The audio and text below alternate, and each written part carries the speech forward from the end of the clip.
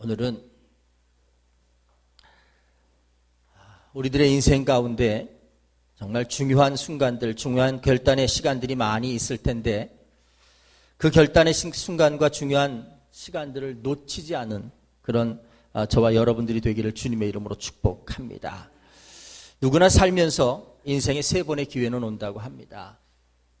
어떤 이들은 그 기회를 붙들어서 자신을 변화시키고 삶을 바꾸어서 인생에서 성공자라고 하는 삶을 살아가는 사람도 있고요. 또 어떤 사람들은 누구나 주어지는 그 동등한 기회를 간파하지 못하고 놓쳐버리고 인생의 패배자로 살아가는 사람도 있습니다. 영적인 삶에도 마찬가지인 것 같습니다. 하나님은 우리에게 늘 말씀하시지만 그 말씀이 내게 살아 운동력 있는 말씀으로 받아지지 않으면 우리는 그 영적인 때를 놓치는 미숙한 삶이 될 수밖에 없다는 거죠. 오늘 저와 여러분들의 삶 가운데 주님의 음성을 듣고 그 때를 놓치지 않는 축복의 그 은혜의 자리에 넘어가는 여러분들이 되기를 주님의 이름으로 축복합니다. 오늘 본문의 배경은 이스라엘 백성들이 요단강을 건너서 가나안 땅에 하나님이 주신 약속의 땅을 하나하나 차지하는 그런 과정 중에 일어난 일입니다. 하나님께서 애굽에서 고생하던 이스라엘 백성들을 모세를 통해서 건져내시지요. 그리고는 모세가 그 60만, 한 200만 명에 되는 이스라엘 백성들을 이끌고 약속의 땅인 가나안으로 향해 나아갑니다.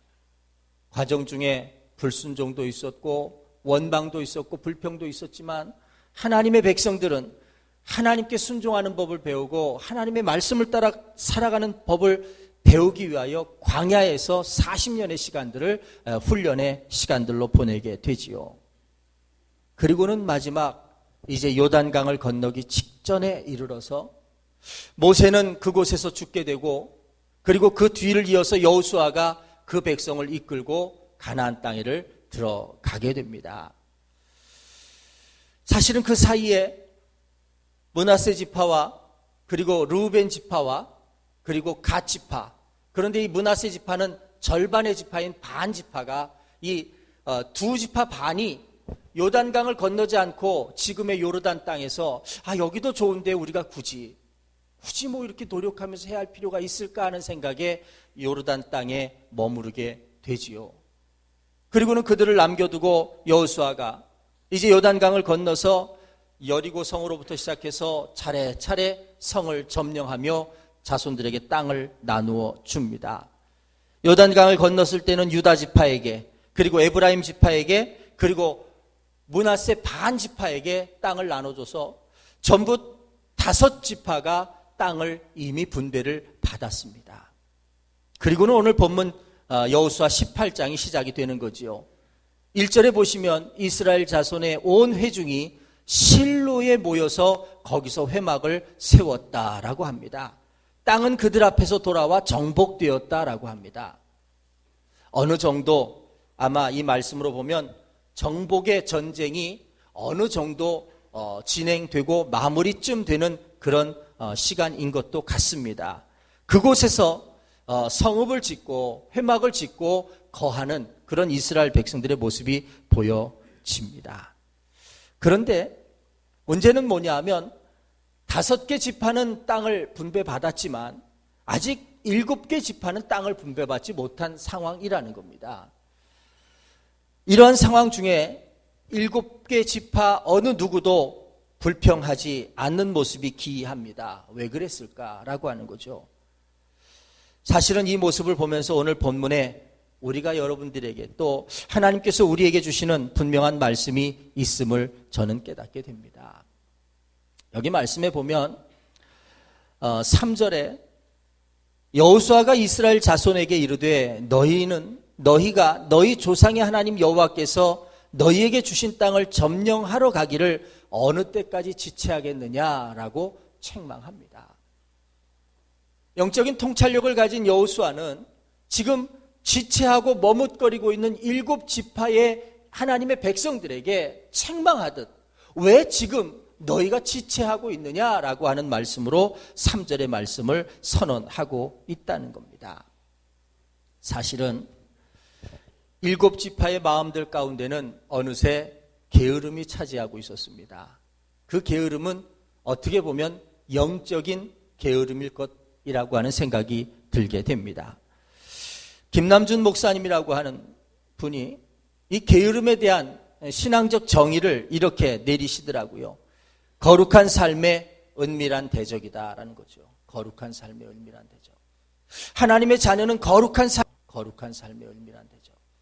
하나님의 자녀는 거룩한 삶을 살도록, 거룩한 삶을 살아가도록 우리가 늘 깨어서 기도하고 말씀 중에 서서 살아가야 하는데, 문제는 뭐냐면 우리 안에 게으름이 은밀한 대적이 되어서 그렇게 살아가지 못하도록 늘 회방하고 늘 못하게 만들어 놓는다는 겁니다. 그런데 이 게으름은 단순히 인간 성향의 문제가 아니라 우리 마음의 뿌리를 내린 그릇된 자기 사랑이 문제다라고 하는 것을 지적하고 있습니다. 여러분, 우리는 늘 그렇게 기도하지요. 진실한 신자 되기를 원합니다. 또 거룩한 삶을 살아가기를 원합니다. 그런데 왜 그렇게 되지 않을까요? 왜 그렇게 살아가지 못할까요? 그것을 한번 살펴보시길 바랍니다. 우리 안에 영적인 게으름은 있지 않을까라고 하는 거죠. 게으른 자의 특징이 있습니다. 게으른 자의 특징은 뭐냐면 일상적인 것에서 진전이 없는 삶을 살고 있는 것이 특징이라는 겁니다. 다시 말하면 도전이 없는 삶, 그리고 되풀이하면서 제자리에 맴돌고 있는 삶, 그런 것을 게으른 자라고 말합니다. 잠언 26장 14절에는 이런 말씀이 있습니다. 문짝이 돌적이를 따라서 도는 것 같이 게으른 자는 침상에서 도느니라 하는 겁니다. 문짝이 돌적이를 따라서 돈다라고 하는 말이 조금 이해가 안 되시지만, 돌적이라고 하는 말은 문 기둥과 문을 연결해주는 경첩과도 같은 겁니다. 힌지라고 영어에서 이야기하죠. 우리 교회를 들어오실 때 저 교회 성전 문이 바로 그 힌지가 들어있는 겁니다. 안으로도 열리고 바깥으로도 열립니다. 양쪽으로 다 달려 있어서 어느 쪽으로 밀든 다 열리게 되어 있습니다. 문제는 뭐냐면 문에 달린 돌적이 같다라고 하는 말은 뭐냐면 기둥에 붙어있는 문이 항상 거기서만 왔다 갔다 하는 것처럼 게으른 자는 침상에서 내려왔다 올라갔다 내려왔다 올라갔다 침상 주변을 맴도는 인생이 게으른 인생이라는 거지요. 여러분, 이런 삶이기 때문에 게으른 삶에는 발전이 없다라고 하는 겁니다. 목표도 없습니다. 왜냐하면 게으른 자에게서는 온전한 목표를 이룰 수 없기 때문에 그렇습니다. 사실은 이런 이야기입니다. 여러분, 목표와 희망사항이 구분되어져야 합니다. 목표는 뭐고 희망사항은 뭘까요? 목표는 이렇게 말씀을 드릴 수 있습니다. 자기를 불태워서라도 실제적인 삶을 불러일으킬 만한 그런 동기를 만들어내는 것, 그래서 그런 목적이 있는 것, 그것을 목표라고 이야기합니다. 거기에는 자기 희생도 들어갈 수 있고요, 헌신도 들어갈 수 있고요, 자기 손해도 들어갈 수 있습니다. 그렇지만 분명한 것이 있어서 지금 내가 힘들어도, 지금 내가 고통스러워도, 지금 내가 약해도 그것을 바라보면서 나아가는 삶을 목표가 있는 삶이라고 말할 수 있는 겁니다. 그러면 희망사항은 뭘까요? 희망사항은 그냥 생각만 하는 겁니다. 그랬으면 좋겠다, 그랬으면 좋겠다라고 생각만 하는 게 희망사항입니다. 예를 들어볼까요? 이런 생각을 해봤습니다. 자전거로 물건을 배달하는 가난한 청년이요, 정말 자전거를 타면서 열심히 물건을 배달하다가 언덕길을 만날 때마다 한숨이 나오는 겁니다. 이거 뭐 얼마나 힘을 들여서 자전거 페달을 밟아야 그 언덕을 넘어갈 수 있을까, 정말 힘이 드는 겁니다. 그런데 그렇게 한참 언덕을 올라가고 있는데 옆에서 붕 하고 오토바이 한 대가 휙 지나갑니다. 보니 얼마나 좋아요. 저 사람은 땀도 안 흘리고 이 언덕을 휙휙 지나가는구나 생각이 드니까 이 가난한 청년이 어떤 마음이 드느냐 하면, 내가 돈을 악착같이 모아서 저축해서 저 오토바이를 사서 배달을 하면 되겠구나. 그리고는 이 청년이 그때부터 먹는 것도 아끼고 쓰는 것도 아끼고 돈을 저축하면서 오토바이를 살 목표를 가지고 있습니다. 이건 목표입니다. 그렇죠? 그 목표를 이루기 위해서 많은 희생도, 많은 헌신도, 그리고 많은 준비도 필요한 게 목표입니다. 그러면 희망사항은 뭘까요? 예를 들면 그런 겁니다. 이 청년이 언덕길을 자전거를 끌고 올라가고 있는데 옆에서 외제차가 확 지나갑니다. 그리고 이렇게 쳐다보고 나도 외제차 타고 싶다. 그건 희망사항이라고 하는 겁니다. 왜냐하면 생각만 가지고 있기 때문에 그런 거죠. 그걸 위해서 모으거나 아니면 열심히 일하거나 어떤 계획이 서 있지 않은 상황들, 그런 것들을 희망사항이라고 말을 할 수 있는 겁니다. 여러분, 그러면 제가 한번 물어보겠습니다. 여러분들은 지금 목표를 가지고 신앙생활을 하십니까? 아니면 희망사항을 가지고 신앙생활을 하십니까?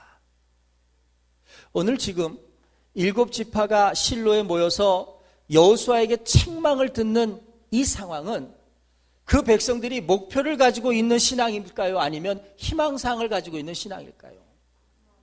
희망사항을 가지고 있는 신앙이기에 그 어떤 헌신도, 그 어떤 노력도, 그 어떤 희생도 하지 않으려고 하는 모습 속에서 얻어질 것이 없는 것을 영적으로 깨닫고 각성한 여호수아가 책망하듯 지금 왜 지체하고 있느냐라고 선언하고 있다라고 하는 거죠. 여러분, 망상이나 희망상을 가지고 사는 데는 비용이 들지 않습니다. 그러나 구체적인 목표를 가지고 사는 데는 반드시 비용이 들어갑니다. 그것도 희생이 들어갈 만큼 비용이 들어갑니다. 여러분이 아마 많이 보셨을 겁니다. 강수진이라고 하는 발레리나를 아십니까? 사진에 있는데 얼굴도 참 예쁘지요. 나이는 몇인지 모르겠지만 하여튼 세계적인 발레리나가 되어서 세계인의 많은 사람들이 정말 수석 발레리나로 생각하면서 그를 높입니다. 얼굴도 이쁘잖아요. 그렇죠? 얼마나 곱습니까? 제가 이런 말 하면 안 되나요? 그런데요, 사진을 한 장 더 보실래요? 저 발이 누구의 발일까요? 이 발이 그 얼굴도 곱고 이쁜 강수진 씨의 발이라는 겁니다. 사진으로만 보기에는 정말 한 70세, 80세, 아마 그도 이렇지는 않을 것 같아요. 남들보다 더 많은 시간을 노력하고 남들보다 더 많은 시간을 가지고 저 발로 인해서 발끝으로 서서 발레를 연습하고 훈련하고 하다 보니까 어느새 관절이라는 관절은, 피부라는 피부는 다 얼어서 그의 외모는 꽃과 같이 아름다운 모습일지 모르지만 저의 숨겨진 저 발 속에는 저렇게 정말 울퉁불퉁하고 험악한 발이 들어있다는 거예요. 우리 딸이 사진을 딱 보더니 그러더라고요. 징그럽다. 여러분, 이런 겁니다. 여러분, 이런 겁니다. 자신을 바꾸는 목표는 철저한 희생과 절제를 요구한다라고 하는 겁니다. 그런데 게으른 사람은 이 희생과 절제를 싫어하지요. 그래서 늘 그 모습 그대로 마치 돌적에 붙어있는 문처럼 늘 그 자리를 왔다 갔다 하는 모습처럼 그렇게 살아가는 겁니다. 우리는 어떻게 살아야 할까요? 만일 하나님께서 우리들의 영적인 상태를 보시면서 너는 돌적에 붙어있는 문짝과도 같구나라고 하시는 말씀을 들으면 안 되지 않겠어요? 적어도 한 단계 더 나아가서 하나님이 주시는 축복과 은혜 가운데서는 그런 복 있는 삶들이 되시기를 주님의 이름으로 축복합니다.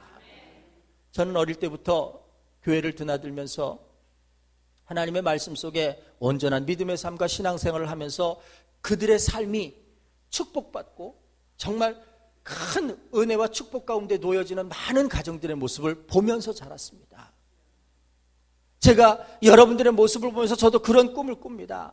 하늘로부터 놀라운 축복을 받아서 놀라운 기업가도 교육가도 건축가도 다 생겨나고 사업가도 생겨나서 정말 하나님의 축복을 받은 아름다운 모습들을 간증하고 증언할 수 있는 믿음의 사람들이 생기기를 기도합니다. 우리는 안 될까요? 우리는 안 되겠습니까? 우리도 될 수 있습니다. 우리의 믿음이 열려지고 우리들의 삶이 돌적에 붙어있는 문이 아니라 하나님께서 예비하신 그곳을 향해서 나아갈 줄 아는 그런 결단하는 믿음이 되면 우리들도 열려질 수 있다는 겁니다. 자, 본문의 이스라엘 7지파가 영적인 게으름에 가득 차서 지금 여호수아에게 지탄을 받습니다. 그런데 그 여호수아에게 지탄받는 것 세 가지를 요약하면 이런 겁니다. 저들의 마음속에 갈망의 마음이 없다는 겁니다. 갈망이라는 건 간절함의 마음이라는 거죠. 하나님께서 우리에게 기업으로 땅을 주셨다. 이 땅을 내가 받아야겠다. 옛날 저희 할아버님 때만 하더라도 땅이 없었습니다. 그래서 어떻게든 가난을 면해 보겠다고 일을 하시면서 새벽이 밝아오기 전에 이미 밭에 나가셔서 새벽을 맞이하고, 그리고 해가 져서 아무것도 보이지 않을 때까지 밭을 더듬어가면서 손을 보시고, 그렇게 하루하루를 사시면서 자녀들에게는 가난을 물려주지 말아야겠구나, 자녀들에게는 우리와 똑같은 삶을 살게 해서는 안 되겠구나라고 결심하시면서 우리들에게 물려주신 또 다른 부가 있습니다.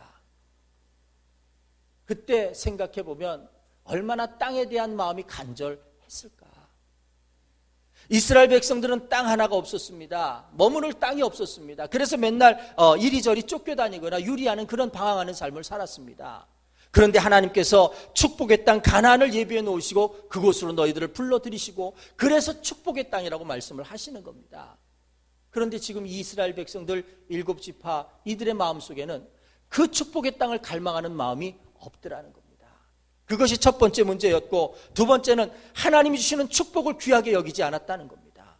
하늘로부터 주어지는 축복이래야 진정한 축복인데 그것을 사모하고 그것을 바라고 소원해야 할 텐데 그것을 귀중하게 여기지 않았다는 사실입니다. 세 번째가 있습니다. 그것은 뭐냐면 미래의 복보다는 현실에 안주하려는 삶을 살았기 때문에 지적을 받았다는 사실입니다. 이것을 여러분 영적으로 생각해 보시길 바랍니다. 자, 우리도 우리에게 주실 새로운 땅에 대한 관심이 있을까 없을까? 나도 그 땅에 대한 축복에 대한 갈망이 있을까 없을까?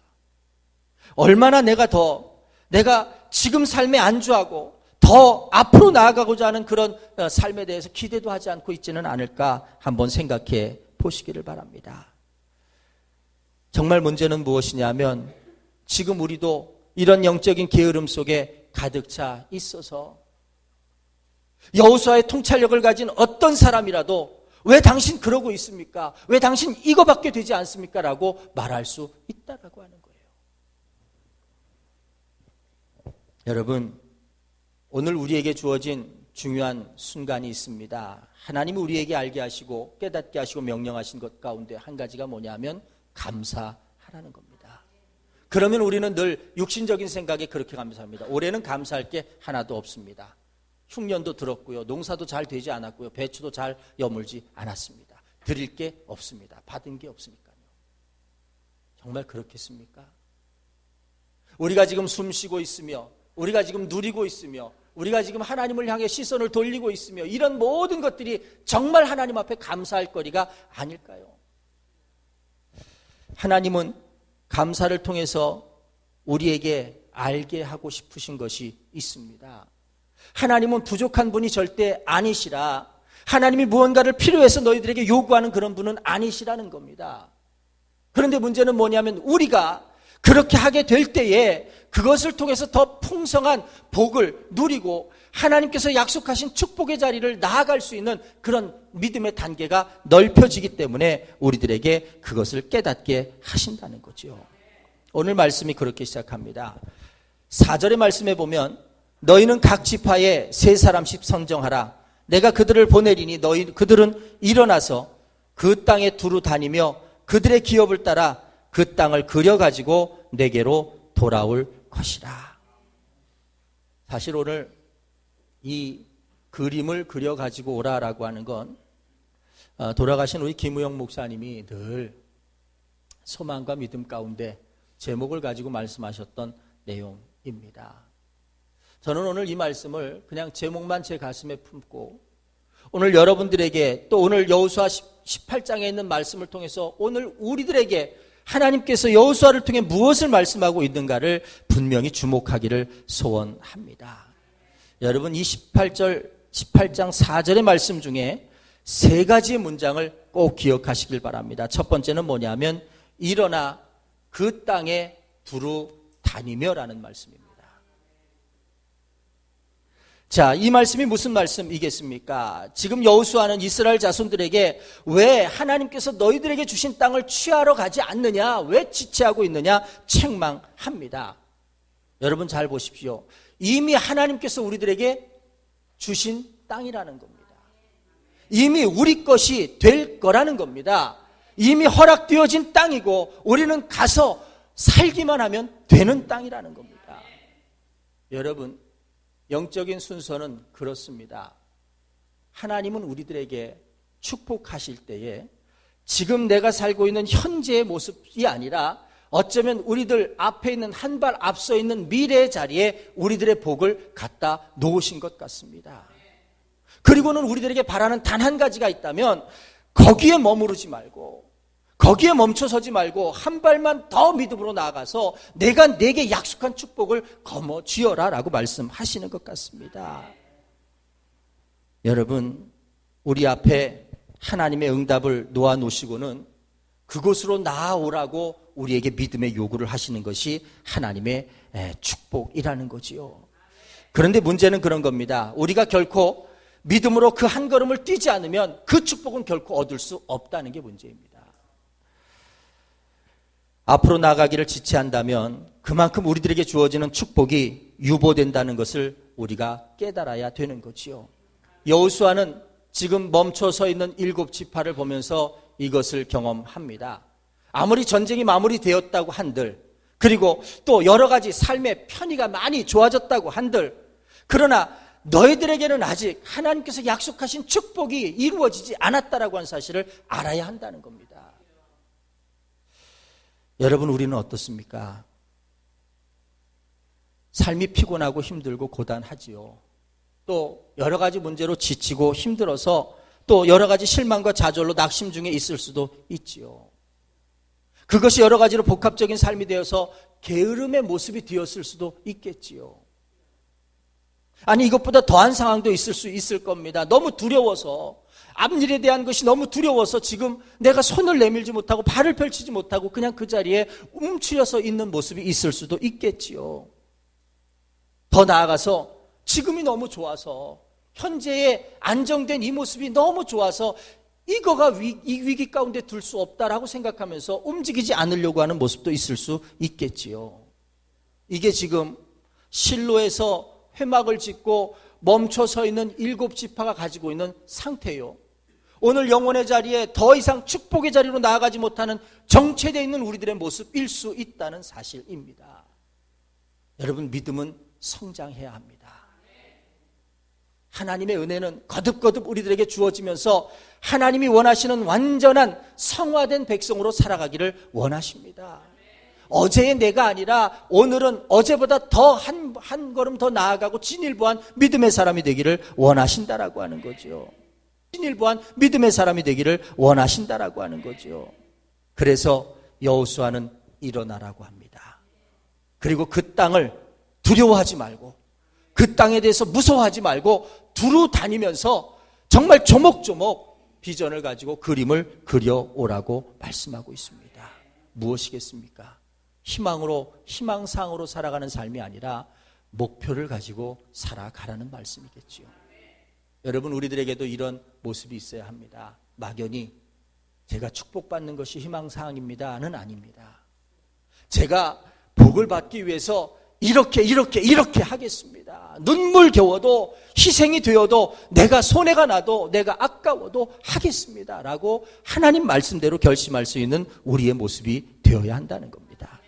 그 다음에 두 번째 문장이 있습니다. 그것이 뭐냐면 그림을 그려가지고라는 문장입니다. 그림을 그려가지고. 여러분, 그림을 그려가지고라고 하는 건 온 땅을 두루 다니면서 그려서 오라라고 하는 말씀에 그림을 그려가지고 오라는 거지요. 이 말씀은 비전을 공유하는 삶이 되어야 한다는 말씀입니다. 자, 한번 생각해 보세요. 지금 이 영적인 통찰력을 가질 수 있었던 여호수아는 남다른 경험과 기억이 있는 사람입니다. 이미 40년 전에 12명의 정탐 꿈 속에 포함되어서 그 땅을 엿본 사람이요 들어가 본 사람입니다. 분명히 이 땅은 하나님께서 우리에게 주신 축복의 땅임이 분명하다. 들어가자. 두 사람은 외쳤지만 나머지 10사람이 아니다. 죽는다. 큰일 난다. 우리가 도저히 살 수 없는 땅이다. 말하는 바람에 광야에서 이 백성이 40년을 방황하게 됐습니다.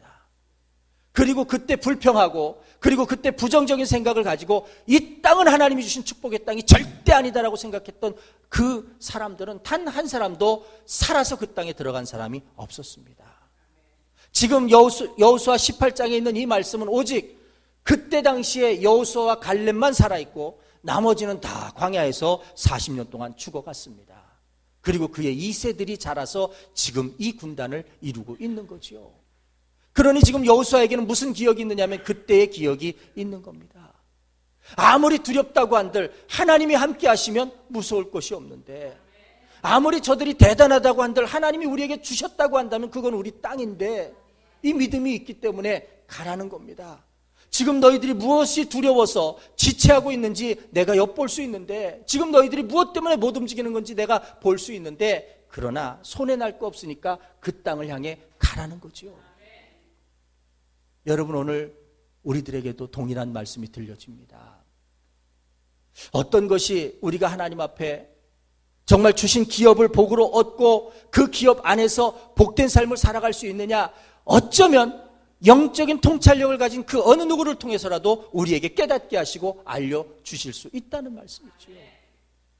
그것에 귀를 기울일 수 있는 여러분들이 되길 주님의 이름으로 축복합니다.